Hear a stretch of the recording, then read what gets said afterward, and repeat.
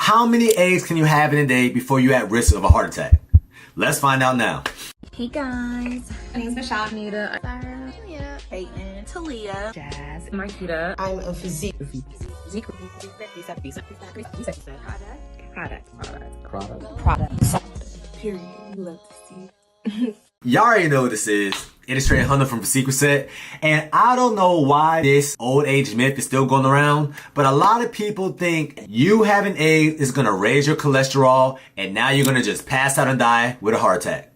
So today, what we're going to cover is, are eggs really bad for you? Do they really raise your cholesterol? And how many eggs can you have safely in a day so you're having no risk of any cardiovascular events happening to you? So first off, this is an outdated type of science, but this came out around the 80s and 90s. And they were just assuming that because you're eating dietary cholesterol, it's going to raise your cholesterol levels. Kind of makes sense, right? First off, dietary cholesterol does not really raise your cholesterol levels that's happening within your body.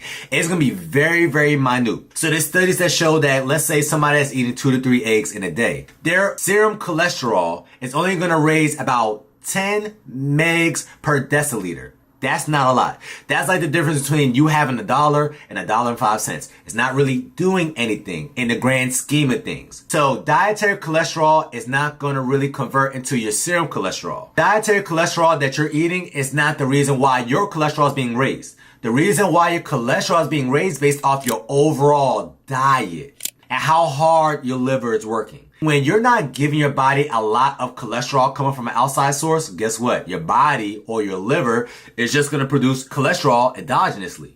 But let's say you was giving your body a lot of cholesterol. Guess what? Now your liver is going to pump the brakes. It's not going to make a lot of cholesterol anymore. So at the end of the day, your body is always going to manage how much cholesterol it needs because your body actually needs LDL, or the bad cholesterol that was all taught all our lives. All right. So LDL, or the bad cholesterol that was all taught, has a lot of functions in the body. It's just not something that's just causing heart disease and atherosclerosis.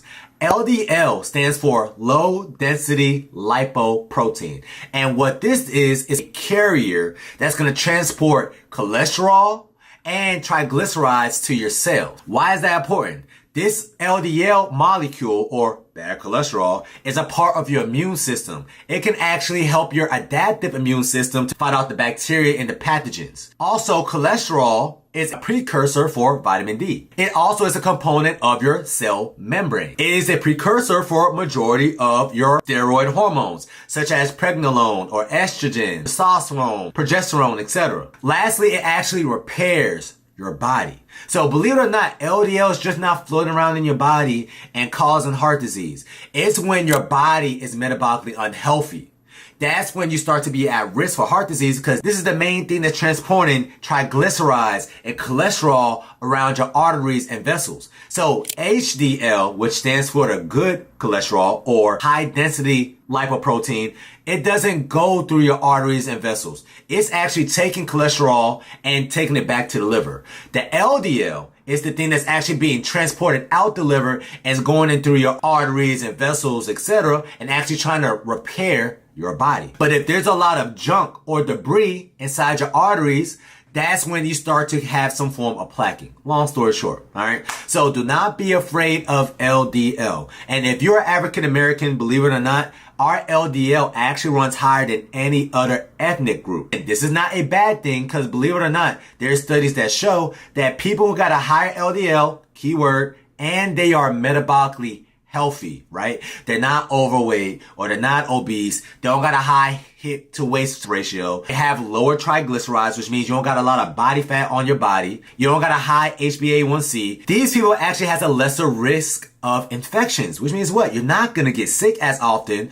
because your LDL is a part of your immune system. So that's the irony. So if somebody's taking statins and ezetimibe, which means you're lowering your overall cholesterol, you're going to get sicker. Period. And you're going to be more at risk for type 2 diabetes, believe it or not. So do not believe the hype. You want to have LDL inside your system. You just don't want to have your LDL too high. And what is too high? Let's say over 200 megs per deciliter. That's kind of high. And ironically, one thing they do not teach us, your LDL is not going to really run high unless you got something called FH, which stands for familial hypercholesterolemia. And this is people who is literally genetically predisposed to have high LDLs. And their LDLs is over 200. So if your LDL is over 200, or for some clients that I actually seen in real life, over 300, now it's in your best interest to take a statin or a ezetimibe. But ultimately, if you're somebody who has an LDL of 120, and you're actually healthy, you're actually getting some vitamin D, you're actually working out, you actually have a lower HbA1c, you technically do not have a lot to worry about. If you're afraid of having higher cholesterol because your cholesterol do run a little bit higher and you are pre-diabetic or diabetic, then you want to focus on lowering your saturated fat. Saturated fats actually raise your LDL. Polyunsaturated fats, which is like fish, nuts, almonds, walnuts, and believe it or not, even potatoes, starches, these actually lower your LDL. So keep that in mind if you're somebody who is being mindful of your cholesterol levels. Hopefully you're now not afraid of cholesterol and LDL. There's no such thing as bad cholesterol. So the American Heart Association also said that if you're eating 2 to 3 eggs a day, you have nothing to worry about. Actually, 2 eggs a day or about 12 eggs a week actually lowers their risk for any cardiovascular disease. So once again, 2 eggs a day, you have nothing to worry about. Having 12 eggs a week actually lowers not only cardiovascular disease, but actually lowers your risk of having a stroke. So as you can see, eggs is a superfood. It's one of the healthiest things you could put inside your body, even though it got a higher dietary cholesterol. But once again, all because it got a higher dietary cholesterol doesn't mean it's going to raise your serum cholesterol. Your serum cholesterol is only going to be raised based off how metabolically healthy you are, unless you got FH, which is based off your genetic. But what ultimately is going to raise your overall serum cholesterol levels? Processed foods and high carbohydrate rich diets. It's not going to be coming from potatoes. It's not going to really be coming from a lot of rice. It's going to be people that's eating refined flours, eating refined grains, a whole lot of added sugars, people who's eating a whole lot of seed oils that's coming in processed snacks.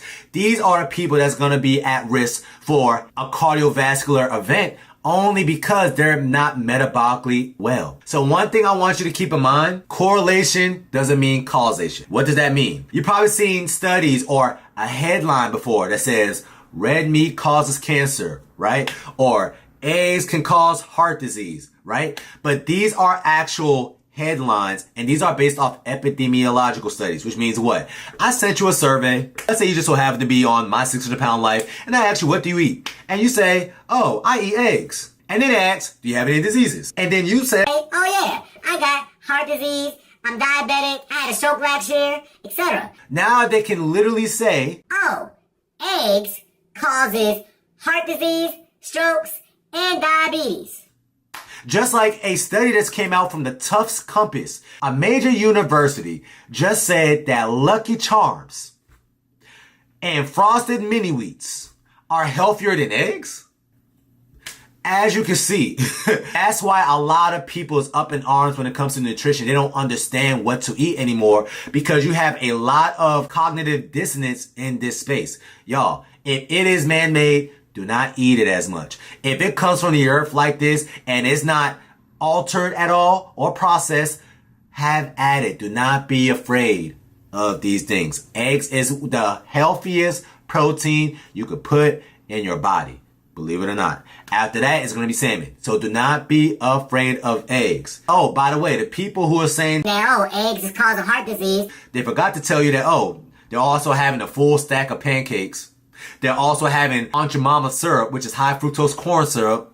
They're also having 2 glasses of orange juice. It is all of that. It's not the eggs. But of course they're going to point out the eggs because that's what's going to get your attention. Welcome to the nutrition space. All right. So do eggs raise your cholesterol?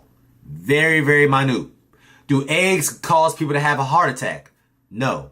And if you're somebody who wants to be on the safer side of things of how many eggs should I have in a day, 2 to 3 eggs is not going to kill you. 2 to 3 eggs is one of the best things you can incorporate in your daily breakfast regimen. Just don't have a whole lot of crazy white bread with it and 2 glasses of orange juice and some pancakes or some French toast with it. And you'll be okay.